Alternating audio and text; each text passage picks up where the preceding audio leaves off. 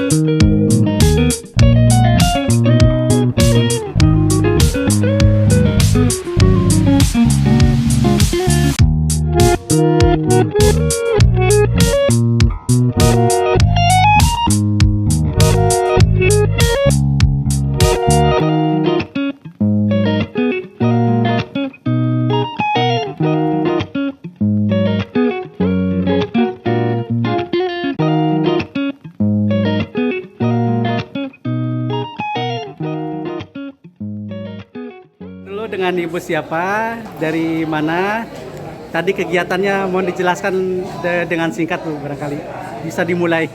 Baik, saya Sri Rudianse yang kebetulan mendapat amanah sebagai dosen pembimbing lapangan untuk KKN PPM. PPM itu adalah pembelajaran pemberdayaan pada masyarakat Universitas Gadjah Mada pada periode 4 2022 ini.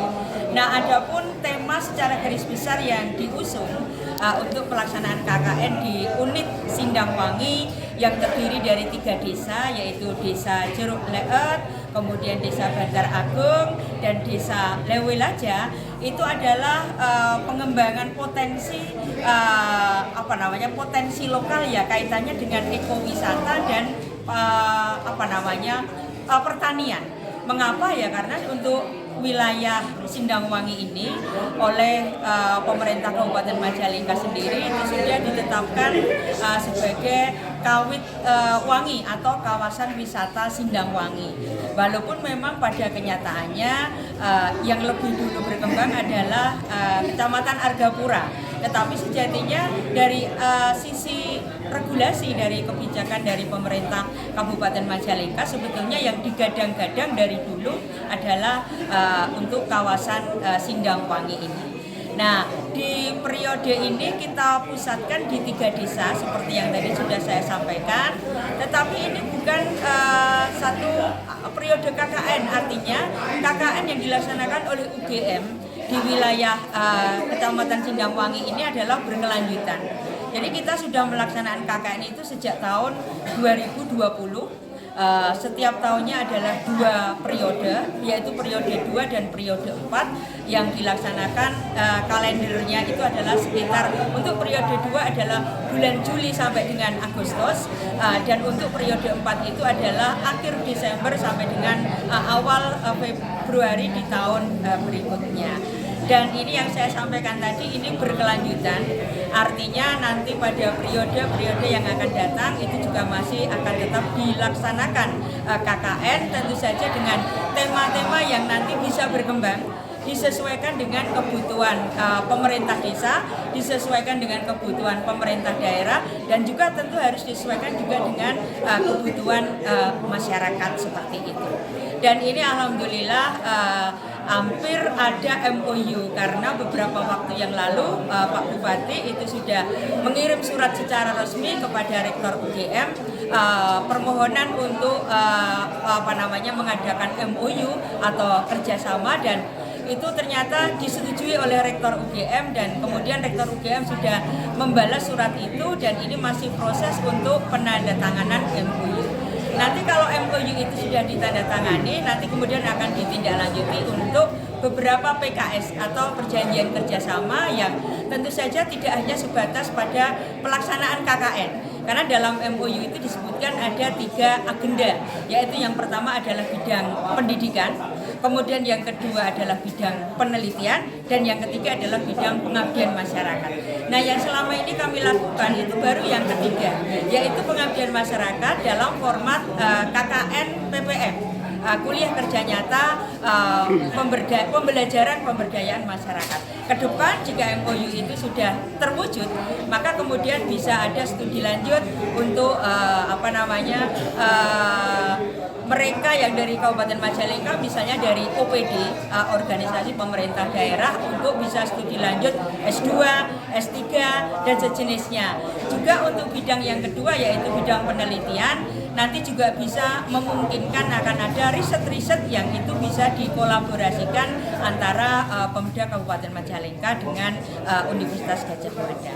Saya kira itu saja penjelasan dari saya, kurang lebihnya saya mohon maaf dan waktu saya kembalikan. Terima kasih.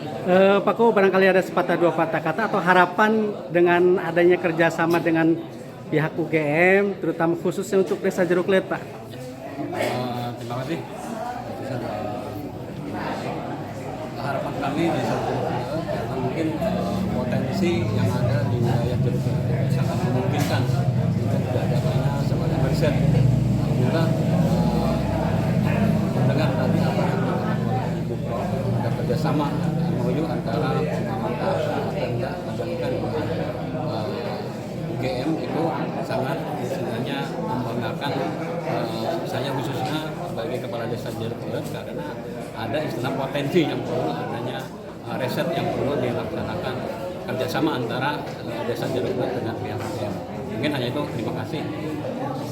Adik ini dengan siapa? Dari desa mana? Perwakilan semuanya ini? Iya. 3 desa atau sekecamatan Sindangwangi? Iya. Ya, perkenalkan silakan. Izin perkenalan, nama saya Nabia Belenia, tidak sebagai Kormanit atau Koordinator Unit untuk KKN PPM UGM Unit Sindangwangi tahun 2022 dan 2023 periode 4 ya.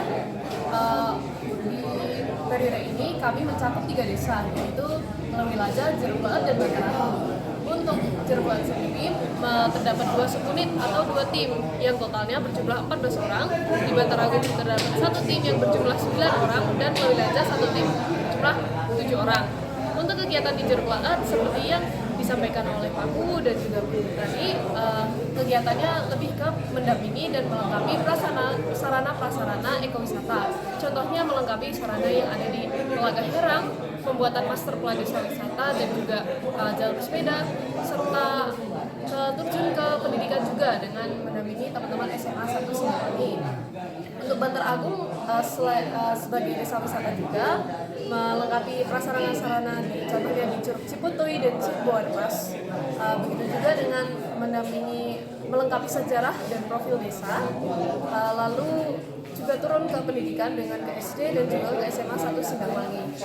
Lalu untuk Lewilajah sebagai desa sentra industri rotan, teman-teman KKN UGM mendampingi proses pendampingan manajerial dan juga pembinaan pemasaran di BUMDes dan juga Terpala rotan di Lewilajah.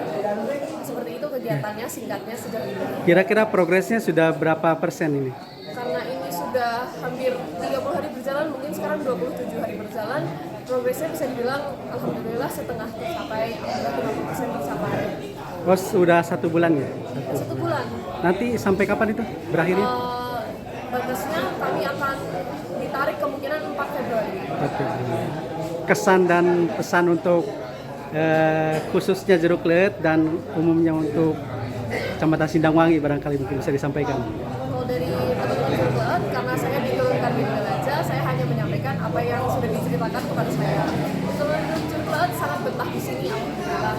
Mereka aktif berbaur dengan warga, selain membantu kegiatan-kegiatan official desa seperti melengkapi sarana-sarananya dan komunikasi dengan perangkat desa, mereka juga aktif mengikuti kegiatan warga seperti pengajian, majelis taklim, dan lain-lain.